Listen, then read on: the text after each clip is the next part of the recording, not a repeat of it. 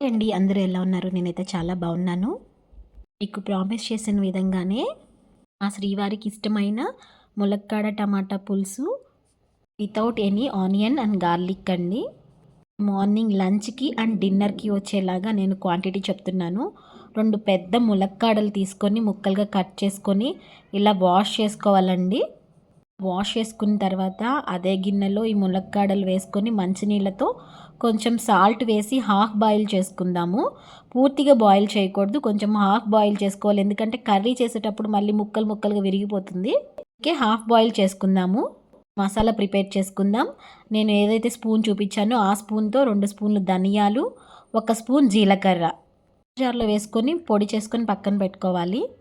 పచ్చి కొబ్బరి ఉంటుంది కదండి, హాఫ్ చెక్కను తీసుకొని ముక్కలుగా కట్ చేసుకొని వేసుకొని నేను చూపిస్తున్న అల్లం ముక్క 1/2 ఇంచ్ అల్లం ముక్క వేసుకొని కారంకి తగ్గట్టుగా 1 పచ్చిమిర్చి, 2 టమాటాలు ముక్కలు కట్ చేసుకొని మెత్తటి పేస్ట్ లాగా గ్రైండ్ చేసుకోవాలి.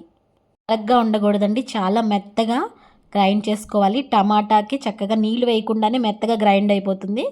కడాయిలో కొంచెం ఆయిల్ తీసుకొని పోపు సామాన్లు వేసుకుందాం.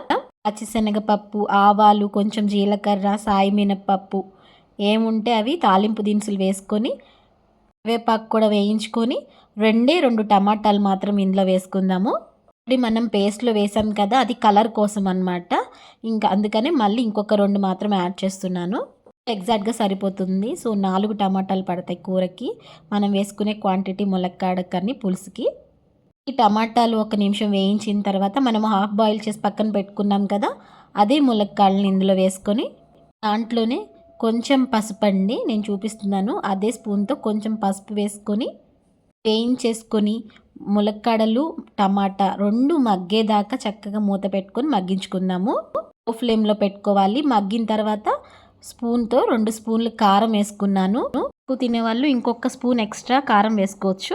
నిమిషం వేయించిన తర్వాత మనం ఆల్రెడీ గ్రైండ్ చేసి పెట్టుకున్న మసాలా పేస్ట్ వేసి ఈ ముక్కలు ఉడకపెట్టిన వాటర్ ఉంటాయి కదా, అవి కూడా కొన్ని ఎక్స్ట్రా యాడ్ చేసి, ఎందుకంటే న్యూట్రిషన్స్ లాస్ అవ్వకుండా ఉంటాయని ఆ వాటర్ని కూడా యాడ్ చేస్తున్నాను. మునిగేంత వరకు నీళ్ళు పోసుకొని చిక్కగా అయ్యేంత వరకు పులుసు పెట్టుకొని మగ్గించుకొని లాస్ట్లో చిక్కగా అయిన తర్వాత కొత్తిమీర వేయించేసుకొని దించేయడమే. వీడియో నచ్చినట్లయితే please do subscribe and support my channel. Thank you.